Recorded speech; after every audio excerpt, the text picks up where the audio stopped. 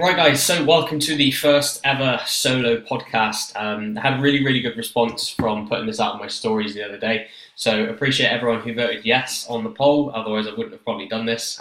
So yeah, it was really good to see that people want to see this, and obviously you can watch this while doing cardio or at the gym, however you want to choose to consume. And there was a lot of good questions that came in. So first of all, a little bit of an update from myself about where I'm currently at. So just about to enter my first mini cut phase, which will be starting as of next week. So Monday the 17th or 18th. And that will commence for about 6 weeks. So the goal is to get to roughly around about 170 pounds body weight.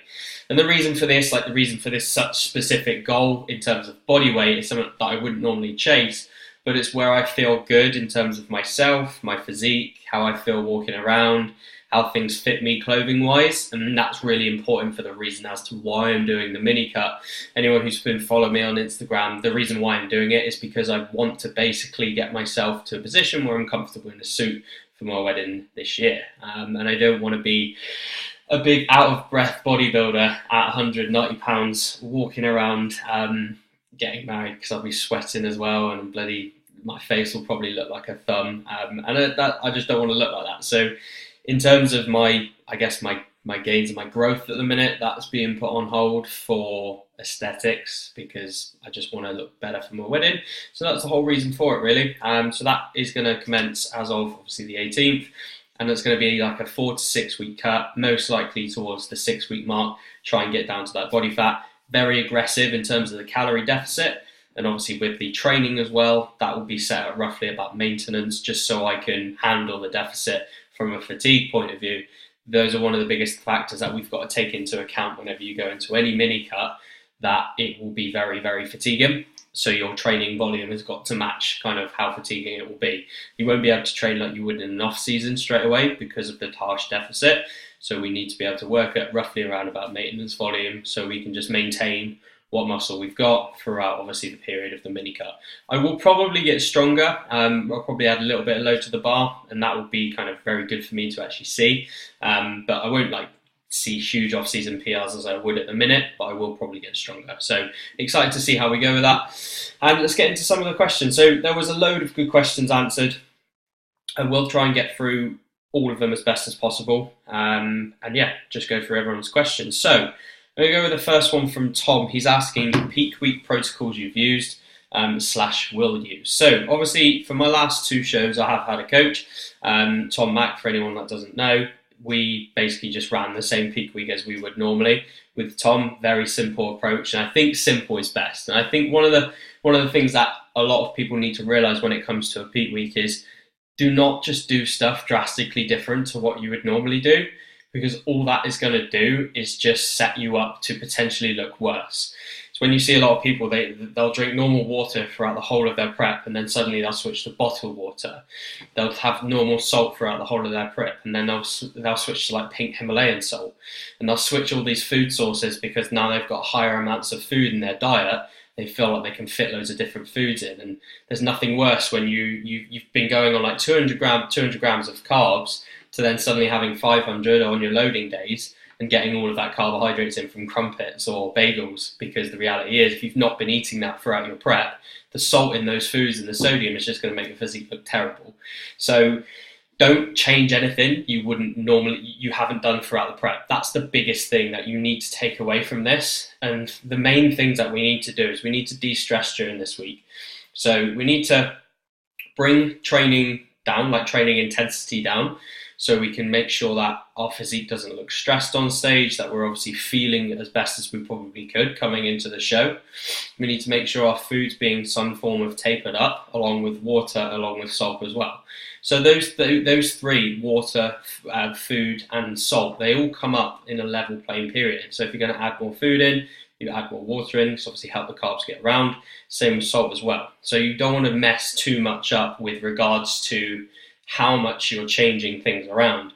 And I think with peak week protocols, one of the biggest things is if you can get ready early and reverse in, you're just going to put yourself in a massively good position in terms of peaking as well as you can. If you can get ready 3 weeks before a show, 4 weeks before a show, and slowly taper food up week by week, you will probably just be able to maintain fullness and not really need to do much in terms of a peak, apart from decrease your steps, decrease your activity and your intensity in the gym, and just do some pump kind of workouts towards the end of the week. So that's the ideal situation. And if you're not in that situation, just playing around with obviously your carbohydrates, you've got different front load techniques. Obviously you can do back loads. I prefer depletion workouts at the start of the week, drop food, start adding it in towards the end of the week, and then assess my physique day by day. This is the biggest thing that I want you to take away from this. If you assess your physique on a day-to-day basis, then make your changes based on that. And this is why when it comes to coaching, things like daily check-ins are just so important, to get pictures every single day in the same lighting, in the same situation. Try and get them in the morning, try and get them post-workout to see what you're looking like after a training session, just so you can really see what the physique is looking like. And if you find yourself like looking absolutely amazing on Wednesday and the show is on Sunday, just maintain that fullness. You don't need to change anything, instead of trying to eke out a tiny percent, which potentially might then just go drastically wrong. So peak week, just try and keep it simple. Don't just mess around with too much, that won't help. So I've got a question from, I'm not sure how to pronounce his name, Leader by, sorry if I've butchered that, mate. So it says volume for smaller muscle groups like arms when bulking. So when it comes to volume with smaller muscle groups, they can handle a lot more, okay, because the recovery is quicker. You think when you absolutely batter your quads on a leg day, how long does it take to recover the next day? It's quite a long time. Because it's such a large muscle group, the recovery of it is obviously going to be a lot longer. Whereas smaller muscle groups like arms, like biceps and triceps, they can tend to take more of a battering throughout the week. So in turn, they can take a little bit more volume. And I think when it comes to your volume right now, what I would look at doing is add up the quality direct sets that you're doing. So look at actually how much quality work you're doing, not just like a few crappy arm sets at the end of your workout, actual quality sets that you're actually doing, add them up, see whether you can add more volume towards your workouts throughout the week. And don't be afraid to mix your volume up on different days of the week. Like you can add some arm workout onto the end of your leg days. It's not ideal, but if you want to try and find room that you can't seem to put in your split anywhere else, then go for it. Like that's absolutely fine. I've got clients who have done like well over 20 plus sets per week on their arms because that's a weak point, and we need to try and get them obviously stronger throughout obviously their training mesocycles, and we'll look to back off anything which isn't potentially needed to have that much in terms of volume. So if they've got a really strong chest or a really amazing back, potentially they don't need to do as much back volume, and we can just focus on the arm work throughout a mesocycle. So you can be a bit specific, but don't be afraid to look to add sets on if you want to help them grow. I know people who can like grow with doing like 6 sets on biceps and 6 sets on triceps a week, and they're just like freaks. And for me, I unfortunately can't do that. I need close to that 20 per set week mark towards the end of my mesocycle to really actually see any kind of progress in terms of my arms. So yeah, don't be afraid to add sets when needed. So Reese asked, how accurate are Apple Watches in terms of calories burnt, resting and active? So like with any kind of tracking tool, nothing is ever going to be perfect. I wouldn't wholeheartedly rely on it in terms of judging your calories burnt, resting and active. I think what you should rely on is trying to get an average over the course of the week, look at your weigh-ins, and then if you need to change food based on your weigh-ins and your measurements, then you do it that way, instead of judging what the watch is saying and potentially eating back more food because you may have burnt more than you would normally burn on, let's say, the other day. So I wouldn't judge that by that. I would just literally use your watch to look at your step count. That's my personal opinion. I just really don't see the value in looking at the calories burnt and adjusting food every day based on that because of the accuracy of it. I just wouldn't trust it. So that's how I would go about that. Like I think they did a test testing all the watches against each other, and they were all within pretty much similar ways, like in terms of like the accuracy of the watches. So I think whatever watch you get is fine. But yeah, I wouldn't trust it like the way I've just mentioned earlier.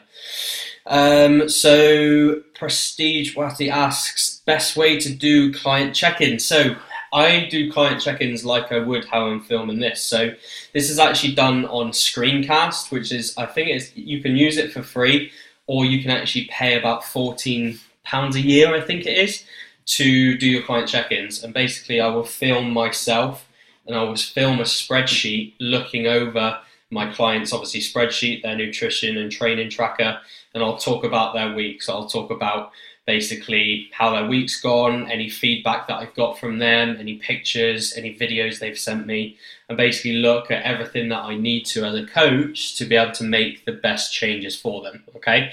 And then what I do, this video then uploads straight to YouTube, and then what I'll then do is then just send that link straight to them. They can watch it at their convenience on that day, and it just makes the whole process a hell of a lot easier for myself and for the client as well. So yeah, very easy in terms of obviously getting feedback in the best possible way, and obviously time saving for the client and for myself as well. Right, so we got a question from Ryan. He says, how to resist cravings / more calorie dense foods. Just get rid of them. Just get rid of them. It's the easiest way to resist cravings. Just get them out of the house. I think sometimes this is the downfall with If It Fits Your Macros, because people see flexible dieting, If It Fits Your Macros, as an excuse to have to eat Mars bars, cakes, ice cream, whatever it is, into their macros.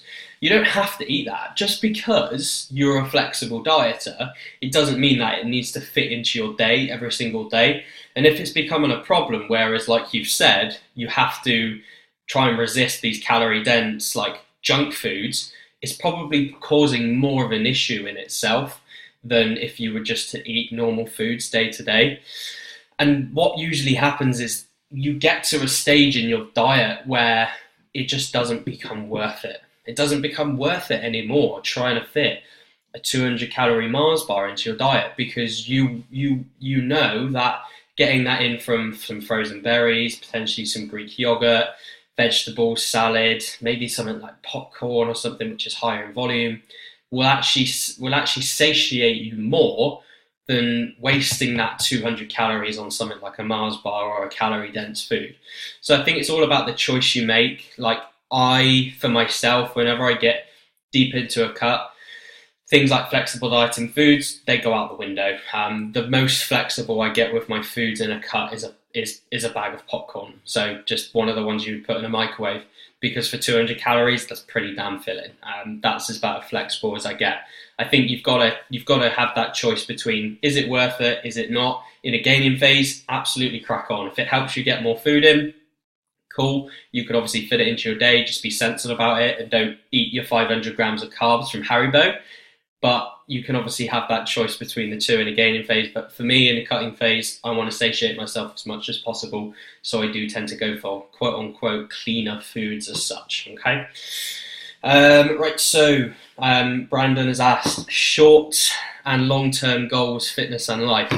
I saw this question and it made me think hard, man. It made me think really hard, because I'm someone who doesn't set, I guess, massively long-term goals for myself. I've got obviously fitness goals that I'm pursuing now, and they're a long time away. So in reality, they're there. I would love to be a pro one day, a pro natural bodybuilder. I think my physique's definitely got the ability for it. Not to kind of sound and big myself up, I feel like I've got good genetics and a good shape to be competitive. I just need to be a lot bigger. And this is why I'm spending years away from stage now. Like, I'm having the whole of 2019 off, having the whole of 2020 off, potentially 2021 as well. So there is potentially a 3-year off season that I'm going to be having away from stage. So when I come back, I can be a competitive middleweight, because I probably will never be a lightweight again. I got 1 pound within my lightweight stage last year. And while I was probably the biggest there, I just don't feel my structure, my height really suits a lightweight class. So I need to be competitive with the middleweights, but I need to be a lot bigger. I need to be a lot bigger on stage. I know I can get lean. I've proven that twice now. That's not an issue.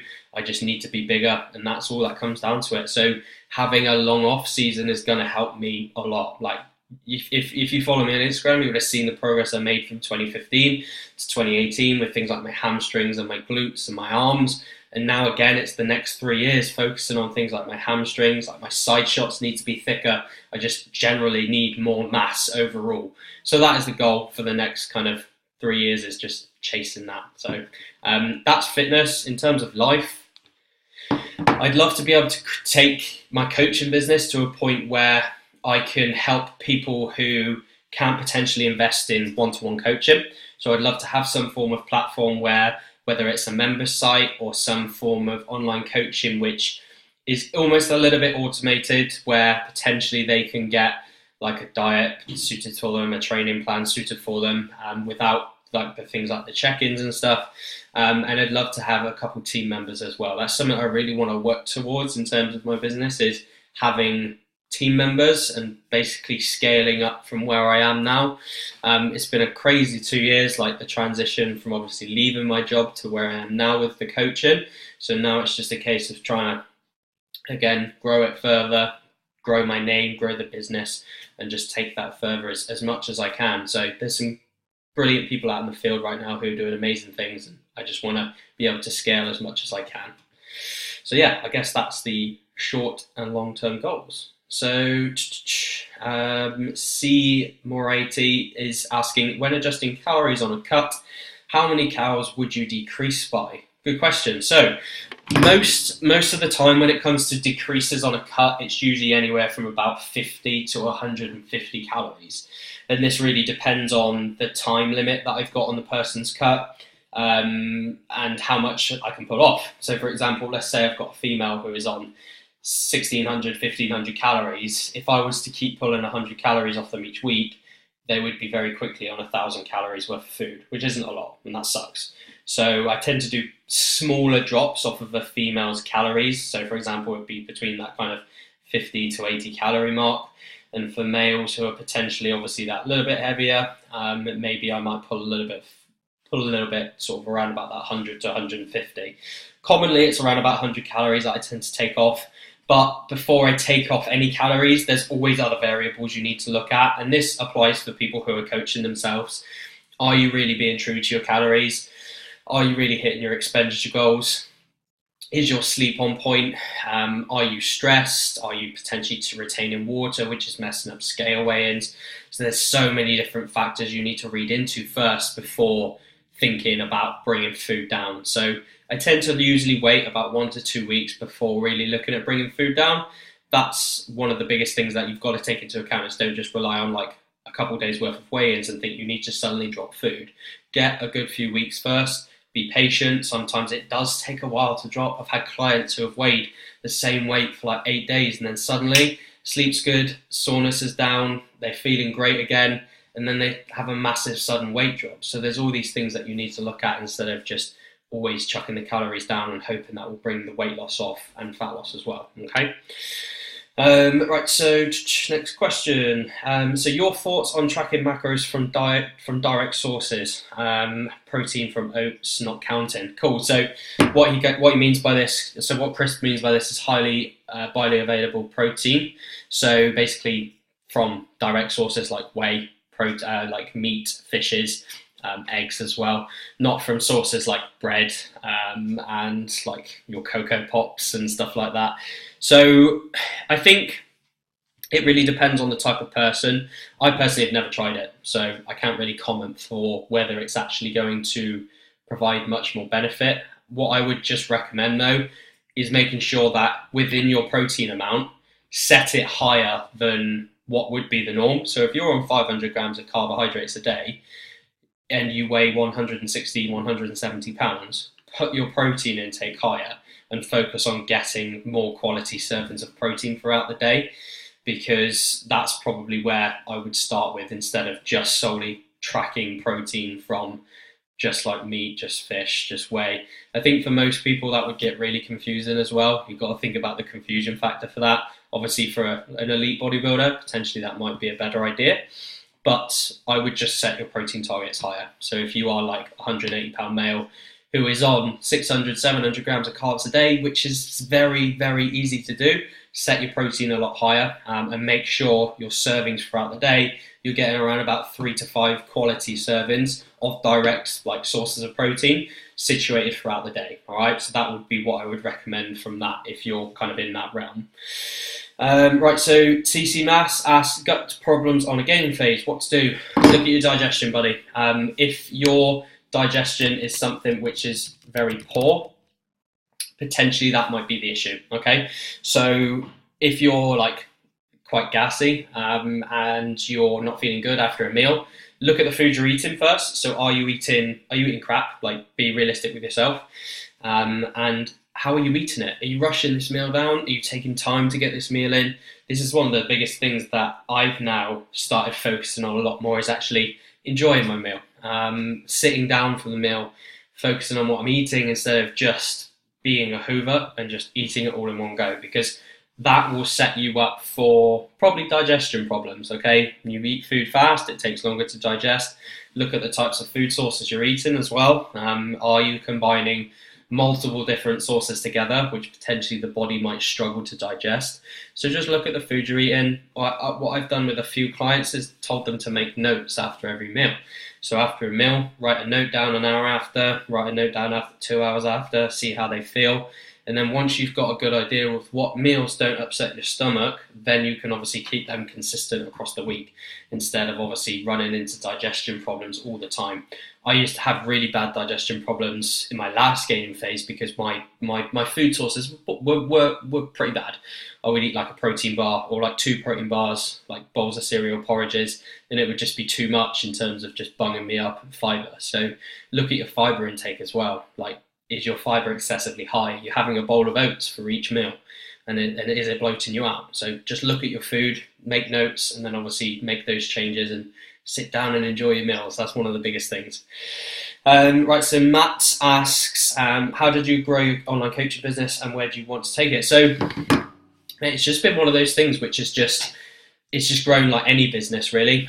You put out content. If you look at my Instagram for the last 3 years, there's probably been 1 week where I've only posted once or twice. Most of the time I post once a day. I'm always on Instagram stories. I'm always answering questions. Any business is kind of successful from helping people, and you want to care to help people. You don't just want to say you want to help people. You want to actually show that you really want to help people. If people ask me a question in direct messages, they'll get a video response from me, or they'll get a response potentially from a voice note.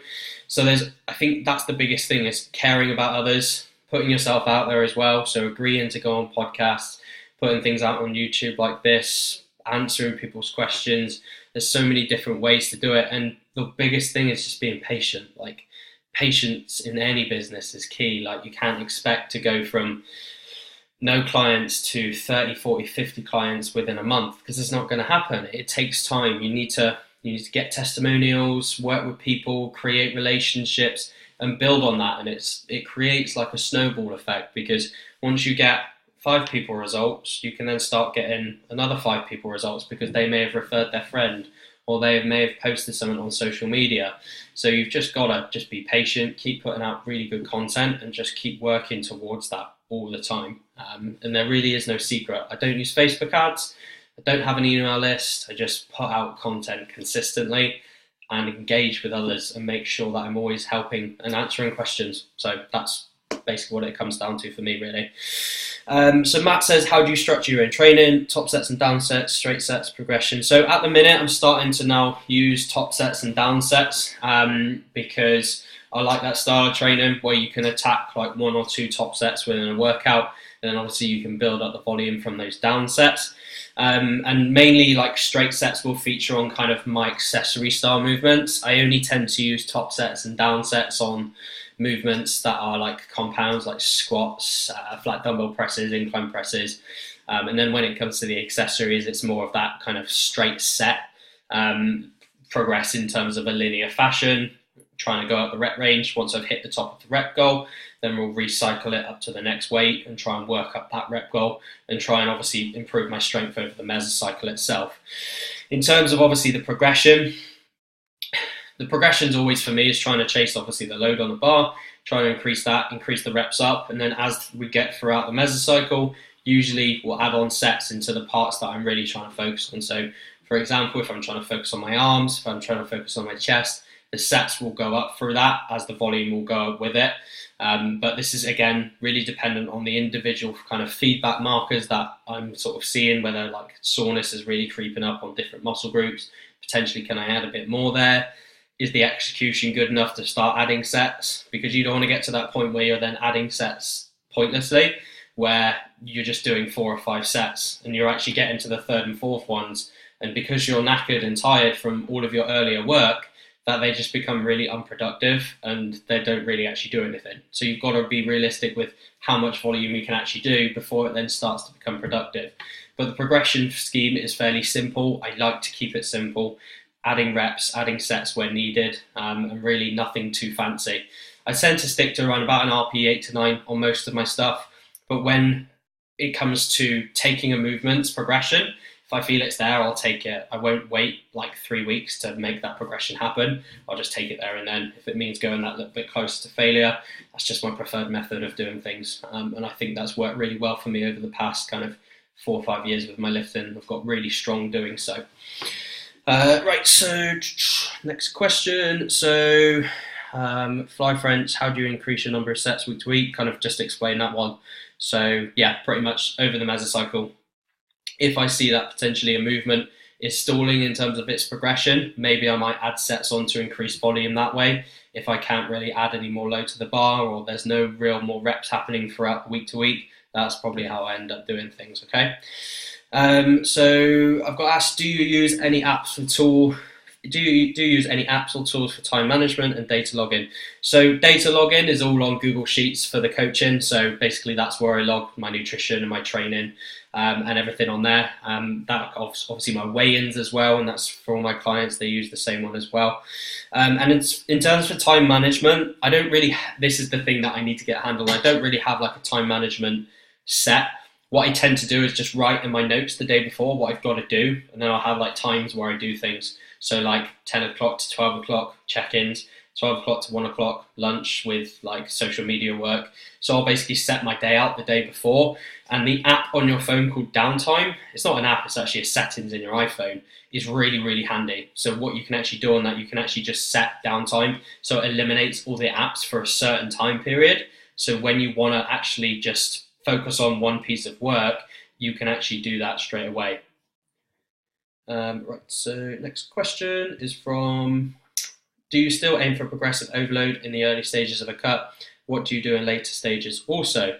So yeah, progressive overload for as long as possible in a cut. And in the later stages, because potentially progressive overload starts to stop, that's when you have to be clever with your selection of movements. Quite often, things like dumbbell presses, barbell presses, they tend to get taken out towards the end of a prep because the fatigue that I usually get from them starts to be really, really high. So we move to more machine-based movements where possible, and make sure we obviously try and progress them through the schemes. Realistically though, I usually get to a certain stage of my cut where things just stop progressing and I've just got to retain as much as possible. Obviously you can go in the gym each week, make sure you're just trying to retain your numbers or even lift a little bit more, but you've got to have that mindset tuned in to actually go in and execute that. If you're going to go into the gym and just not have the mindset to overload, you're just going to set yourself up for failure. So you just need to make sure you're going in with that right mindset, even in the early stages of prep, and not just accept because you're now dieting that you should become weak. That is not true, okay? And I'm going to show everyone that over the next 6 weeks when I mini cut, that just because I'm dieting, that it doesn't mean you need to become weak. If you go in with the right mindset, you control your variables like your sleep, your hydration, pre-workout food, the timing of everything, you should be able to go in and still have a successful cut without needing to drop strength across most of it. It's obviously towards those ending stages when it does become a bit more apparent, okay? So last question. So there was about 13 questions, to be honest. I probably just got through them a bit quicker. It's from Mackinod. It says, have you ever bulked to around about 20% fat? Would you say beginners should avoid going that far? So yeah, if you look at when I first ever went into a gaining phase in, I think it was 2014, I probably bulked higher than that, to be honest, and it didn't look pretty. It really didn't look pretty, but I was young. It was my first ever gaining phase. It was my first ever time really progressing lifts. So I don't regret it, and I don't really think that you should avoid gaining fat in your first years of lifting, because it's inevitable. It's inevitable that you're going to gain fat because obviously you haven't got as much muscle yet. But I personally think in the first stages of lifting, you can get away with just going a little bit heavier because you're in that stage where muscle growth is so much higher. So you can take the mick a little bit more with how much fat you gain. Personally, I think I made a really good progress in my first ever gaining phase, like when I first started lifting. So I don't think beginners should avoid going that far. I think beginners, just be sensible. Just look at yourself. Look at your training performance. Like, is your lifts are your lifts the best they've ever been? Are you gaining weight each week? Are you feeling good in the gym? If all these factors then sort of lead to still pushing up and still keeping in a gaining phase, I would keep going with it. It's only when you get to the point that, yes, you need to be real with yourself and that body fat has started to accrue on you, that you need to potentially have a bit of a back off. Because if you're still a beginner, you're still going to get stronger. You're not just going to stop gaining strength in the gym. You can still get stronger in any cut, like I've just mentioned. So it really comes down to how far you want to push. I personally would say anyone who is in their younger years of lifting, first getting into their stage of obviously lifting weights in that beginner stage, do not be afraid to push up your body weight higher in the pursuit of gaining a little bit more weight, to potentially gain a little bit more muscle. Like they say, it's harder to grow muscle than it is to lose fat. So I think you should obviously always push up as high as you can without taking the mick, and then obviously once you're done, you can then bring your body fat down to normal levels again. All right. So that actually concludes all the questions. I'm sure we'll probably get more on as the weeks go by. I've kind of answered them a bit quickly because I'm off the Barcelona today as well. So hopefully this will be off on YouTube probably by the time I've got there. It will be uploaded tomorrow by the time of recording this. But yeah, hopefully we'll get more questions as they come on week by week. I'm hoping to kind of make this a weekly thing that now happens.